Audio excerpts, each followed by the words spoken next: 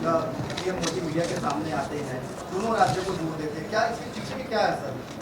उसके पीछे का मकसद केवल यही है कि मणिपुर की घटना से ध्यान भटकाना और जो प्रदेश शांत है उसको उसके साथ जोड़ना। ये कौन सी तुलना हुई? और आप अभी भी मणिपुर की घटना को छुपाना चाहते हैं। आप छत्तीसगढ़ के और राजस्थान के नाम जोड़ के, पहले तो राजस्थान और छत्तीसगढ़ का नाम लिया, फिर मणिपुर। तो ये एक तो पहली बार मीडिया सामने आए और आए तो झूठ बोल गए। तो जुमलेबाजी बंद करिए प्रधानमंत्री जी, जो जिम्मेदारी आपकी है उसका निर्वहन करिए। सर, इनके जो केंद्रीय मंत्री है सर, उसी लाइन को अब लगातार ट्वीट कर रहे हैं और वायरल कर रहे हैं। स्मृति ईरानी हो चाहे अन्य मंत्री हो, हाँ। जो नाम राजस्थान और छत्तीसगढ़ का लिया गया है, हाँ, उसी लाइन को ट्वीट कर रहे हैं सर, वायरल कर रहे हैं। तो वहाँ तो एक जने कोई बोले, एक झूठ बोले तो 100 जने खड़े हो जाते हैं झूठ बोलने के लिए।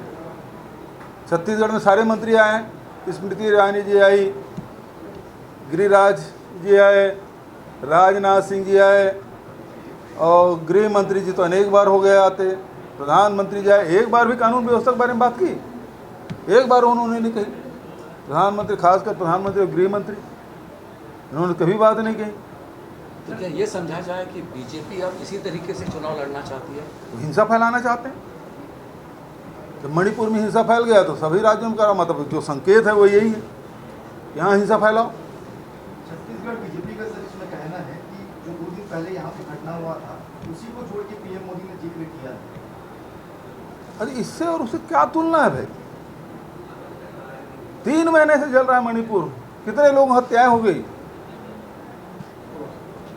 कोई भटके हुए नौजवान, यदि 1 दर्जन बच्चे यदि सड़क पे कुछ सेकंड के लिए दौड़ गए तो उससे तुलना कैसे हो सकती है?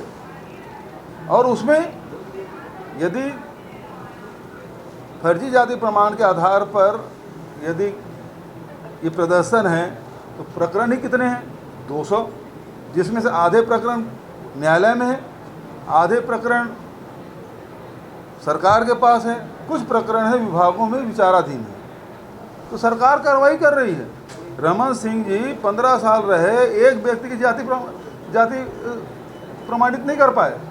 हमारी सरकार आई तो हमने उसको प्रमाणित कर दिया, उसके खिलाफ कार्रवाई भी कर दी। सर, कई वर्गों के लिए कल आपने घोषणाएं की। आज सदन में जब ये कह रहे थे आपकी वो वर्ग आया है आपको धन्यवाद देने, तो उस समय हंगामा होने लगा, विपक्ष के लोग खड़े हो गए। अरे सारे संगठन के लोग, 145 संगठन के सारे पदाधिकारी मेरे चेंबर में आए थे। उन्होंने बड़ा माला पहनाया, गुलदस्ता दी, सबने धन्यवाद दिया और उन्होंने कहा कि केंद्र सरकार के बराबर डीए देना हमारे लिए बड़ी उपलब्धि है। दूसरा, जो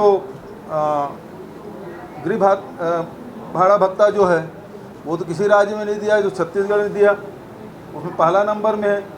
और 27% संविदा कर्मियों के लिए, 40% जो अनियमित कर्मचारी उसके लिए। तो सभी वर्गों के लिए हमने इसमें किया है और लगभग इससे प्रति वर्ष 2000 करोड़ का अतिरिक्त भार राजकोष में पड़ेगा। इतना बड़ा निर्णय है और सारे संगठन के लोग धन्यवाद दे गए। अब इनको तकलीफ़ है कि थोड़ा बहुत कर्मचारी भी साथ देते तो अब वो भी नहीं देंगे। उनकी चिंता है। उन्होंने निमंत्रण दिया कि बड़ा एक आभार सम्मेलन करना चाहते हैं।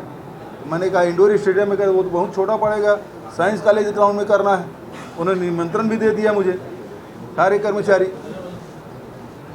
तो इनके पास अब कोई मुद्दा बचा नहीं भारतीय जनता पार्टी का। Thank you. बढ़िया।